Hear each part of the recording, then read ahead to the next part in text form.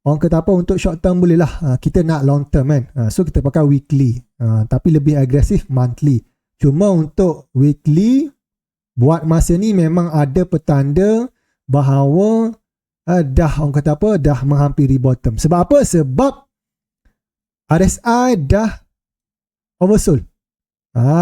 Setiap kali RSI oversold, seperti mana cycle-cycle sebelum ni, kalau korang perhatikan, tengok ni 2015, bila RSI oversold, dia sudah orang kata apa, dah menghampiri bottom kalau bukan bottom. Faham tak? Tengok ni 2019, RSI oversold, tengok dekat mana? Bottom. 2022, RSI dah oversold, Bitcoin dekat mana? Dekat sini kan? Hampir dengan bottom. Dia dua tu je. Sama ada hampir ataupun memang dah bottom.